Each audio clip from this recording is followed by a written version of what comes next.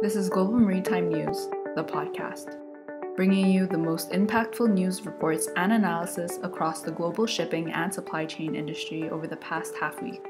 I'm Levine, your host, and as of Wednesday, 12th January, 5 p.m. here in Singapore, these are the major stories. Wilhelmsen Ship Management re-enters the tanker market after taking an 80% stake in Reenters tankers. The deal marks Wilhelmsen's first step to coming back in the tanker industry after the ship manager exited in 2009.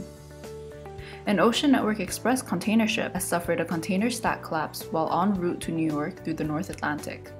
Investigations into the incident are currently ongoing, and this collapse comes after another stack collapse on board a different one ship in December 2020.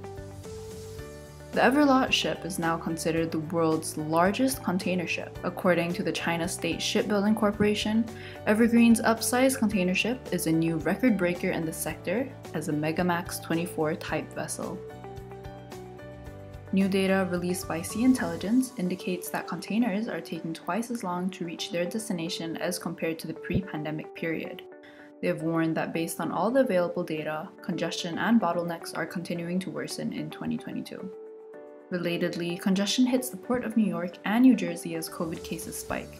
The average waiting time for container ships at the port had increased to 4.75 days in the last week of 2021, as compared to 1.6 days on average for the whole of 2021. But some relief on the US West Coast, as California State plans to invest a record $2.3 billion into state ports and supply chain to ease some of the congestion that became global headlines around the world last year. Now let's take a more detailed look into our main stories. A clear statement of our intent to expand in the tanker market. That's how CEO and president of Wilhelmsen Ship Management described the move to take an 80% stake in Reenters tankers. Headquartered in Singapore, Wilhelmsen has taken over the management of 5 tankers after finalizing a deal to acquire a majority stake in Hamburg-based Reenters tankers from MPC Capital. MPC Capital will continue to hold a 20% share in the company, which is to be rebranded as Barber Ship Management, an ode to Wilhelmsen's original name in 1975. Explaining the reasoning behind acquiring Reenters tankers, Wilhelmsen CEO credited Reenters' strong reputation for reliable tanker management and how this is an ideal fit with Wilhelmsen's values of high competence and environmental responsibility and safety. The agreement is Wilhelmsen's first step in re-entering the tanker segment after a long absence.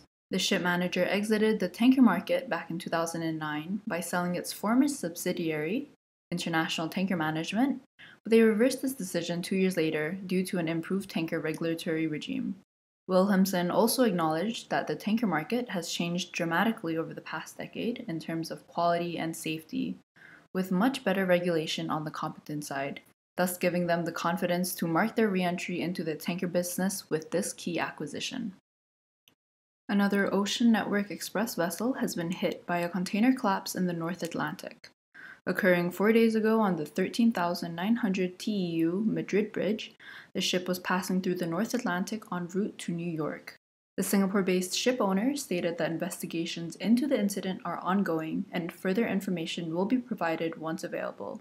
Priorities were made to ensure the immediate safety of crew, vessel, and cargo, while delays to the vessel schedule are to be expected. Container collapses are not uncommon as container shipping has been battling them over the past couple winters. This incident comes after one's Apus box ship suffered collapsed containers in December 2020 due to severe weather conditions in the Pacific. Move over, Everace, there's a new big boy on the block. China State Shipbuilding Corporation says this upsized Evergreen container ship is now the world's biggest box ship, and this Megamax 24 type vessel has been floated out in China. More megaships are still on the way for Evergreen as the Hudong Zhonghua yard in China is currently building 2 vessels of exactly 24,000 TEUs for them, according to UK shipbroker Clarksons. These are due in 2024. Port congestion is not easing up, according to new warnings from Sea Intelligence that states that all available data points to the fact that congestion and bottleneck problems are worsening as we enter into 2022 and are far from improving. In their latest weekly report, analysts from Sea Intelligence highlighted that the drastic increase in transportation time leads to a similar large increase in the demand for containers. This is because each container is occupied much longer than usual.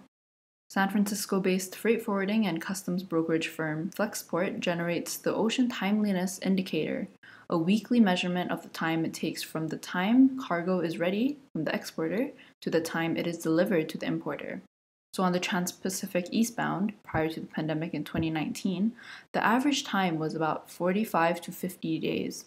However, the most recent measurement, taken on 2nd of January 2022, set a new record high of 110 days, which was more than double pre-pandemic levels.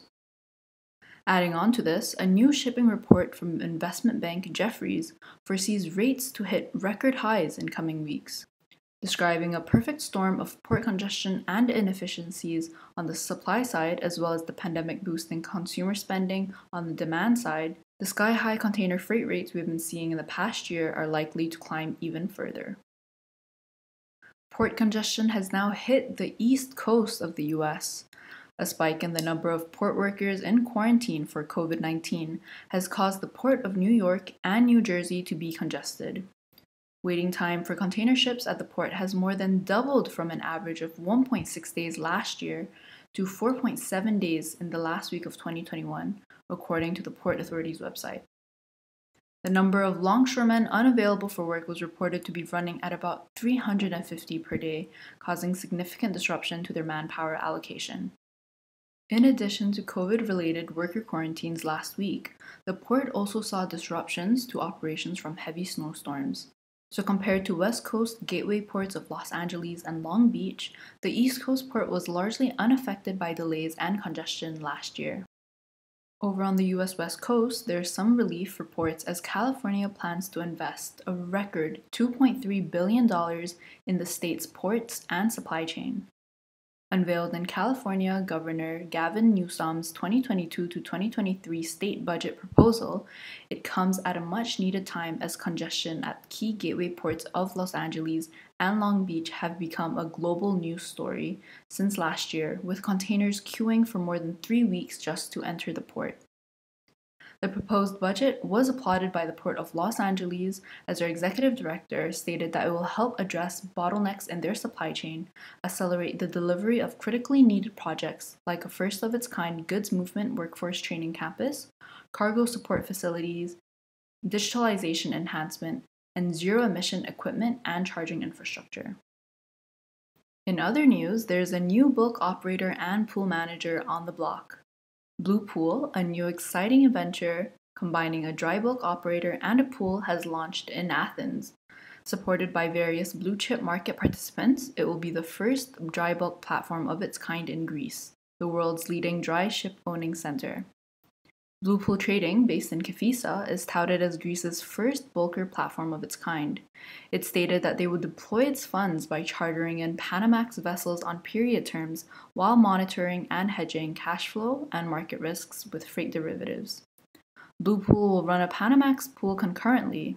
It will be a spot-only vehicle whose sole purpose will be to outperform the index on behalf of its clients.